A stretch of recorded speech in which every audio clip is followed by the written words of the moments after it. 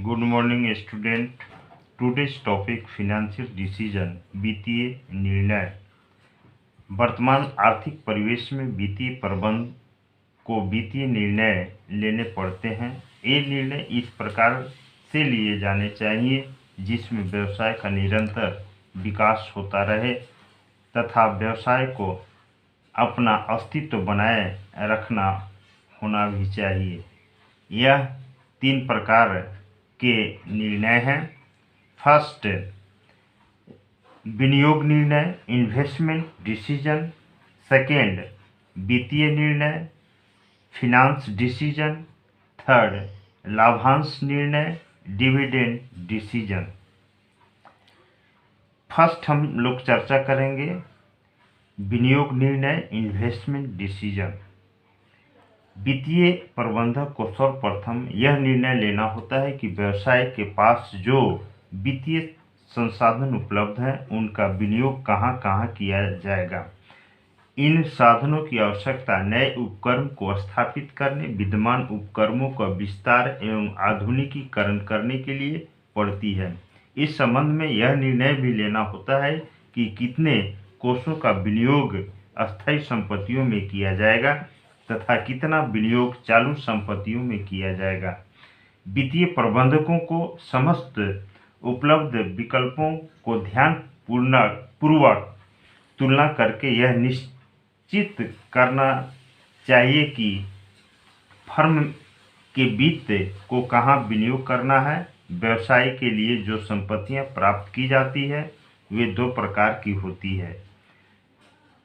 First, दीर्घकालीन संपत्तियां, long term assets. Second, अल्पकालीन संपत्तियां, शॉर्ट टर्म एसेट्स। इसी आधार पर विनियोग का निर्णय को 2 भागों में बांटा जा सकता है। दीर्घकालीन विनियोग निर्णय, लॉन्ग टर्म इन्वेस्टमेंट डिसीजन, इसे पूंजी बजटिंग, कैपिटल बजटिंग निर्णय कहा जाता है।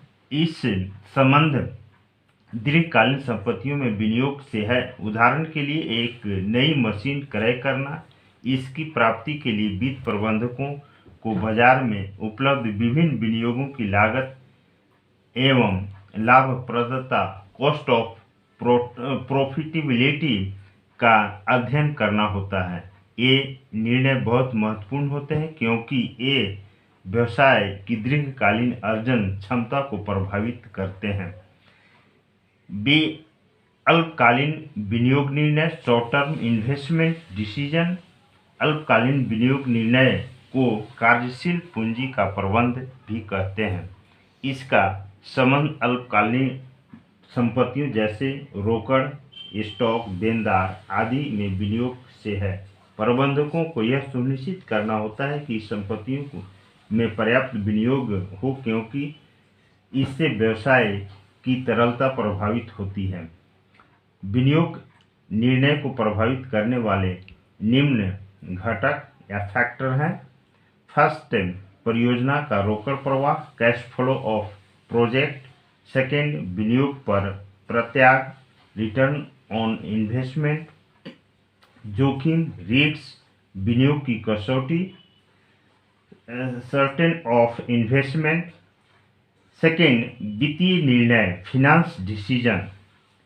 वित्त निर्णय से आशय यह निर्धारित करने से है जो पूंजी ढांचे के स्वामी के कोषों को तथा ऋण कोषों यानी ब्रॉड कैपिटल और ओनर्स कैपिटल का क्या अनुपात रहना चाहिए।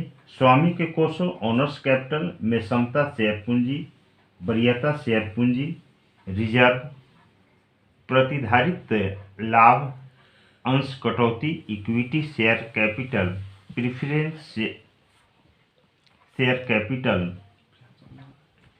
तथा अल्पकालीन ऋण को सम्मिलित किया जाता है। इस संबंध में निर्णय लेते समय वित्तीय प्रबंधकों को अनेक महत्वपूर्ण तत्वों पर विचार कर लेना चाहिए जो कि निम्न प्रकार हैं।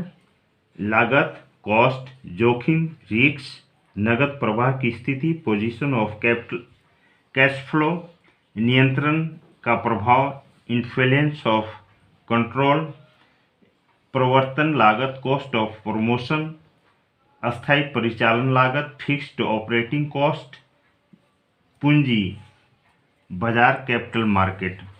थर्ड, लाभांश निर्णय, डिविडेंड डिसीजन। लाभांश निर्णयों का संबंध लाभों के नियोजन से संबंधित निर्णय है।